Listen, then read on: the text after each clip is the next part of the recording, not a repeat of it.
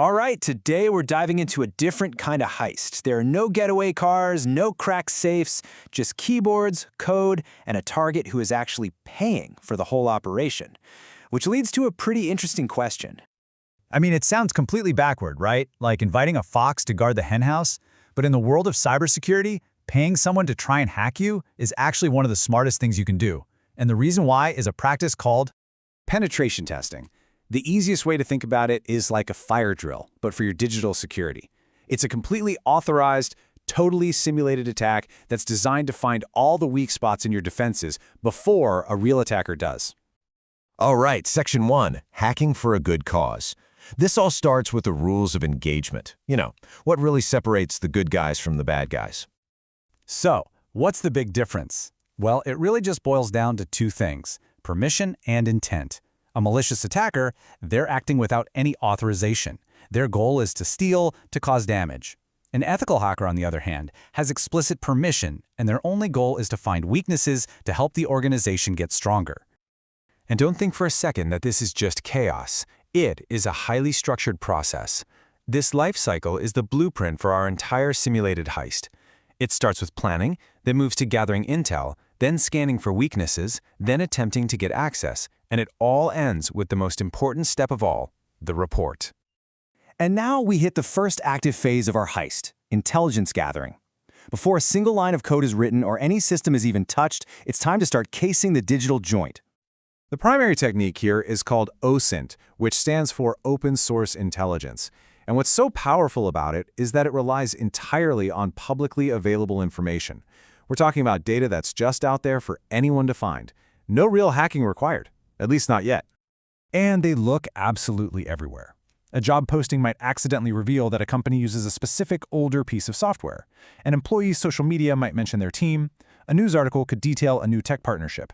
Each piece is just a tiny little clue, but when you put them all together, they start to form a map of potential weaknesses. So once enough intel is gathered, it's time for the next phase. The team stops just looking from the outside and starts actively probing the target's defenses, searching for a way in. The essential tool for this job is Nmap, the network mapper. If OSINT was like looking at a building from across the street, using Nmap is like walking right up to it and checking every single door and every single window to see if any of them are unlocked. But how you check those doors really matters. A tester could use a loud scan, which is like walking up and banging on the door. It's reliable, but it's super easy to detect. Or they can use a stealth scan. This is more like quietly trying the doorknob to see if it turns, without actually opening the door. It's much quieter and a lot less likely to set off any alarms. And then it happens. They find something. A number like this pops up, 9.8. On a scale of 1 to 10, this is a 5-alarm fire. This is a critical vulnerability. This is a wide-open door with a welcome mat in front of it. But that number isn't just pulled out of thin air. It's the result of a standardized, totally objective scoring system. So how in the world does a digital weakness get a score like it's in the Olympics? Well, it's called the Common Vulnerability Scoring System, or CVSS. This is a global standard that rates weaknesses based on factors like how easy they are to exploit and what level of access they give an attacker. And as you can see, that 9.8 score, it falls squarely in the critical range.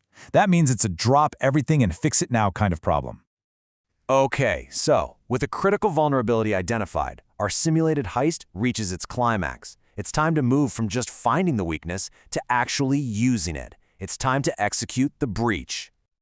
To do this, an ethical hacker uses an exploit. An exploit is just a specialized piece of code that's tailored to one specific vulnerability. So if you think of the vulnerability as the lock, the exploit is the custom-made key designed to pop it right open. And the process is pretty straightforward. First, you find the vulnerability. Then you select the right exploit for it. After that, you deploy a payload. That's the code you want to run after you get in, like a command to open a door. And if it all works, you've gained access. You're in. So, they're in. The heist is a success. But this is where the story takes a sharp turn, away from a Hollywood thriller. Because the most important phase, it's really just beginning. See, the goal was never to take anything. It was to prove something could be taken. The entire operation, from start to finish, was designed to create a detailed blueprint for building stronger walls and better defenses. And this is the real treasure, the final report. It details every single step of the attack. what they found, how they got in, the risk it poses using those CVSS scores, and most importantly, it gives specific, actionable recommendations on how to fix every single vulnerability that was discovered. Which brings us right back to where we started. Why pay someone to hack you? Because if a friendly hacker who's following a strict set of rules can find a way in, you have to ask yourself, who else could? And are you really willing to wait to find out?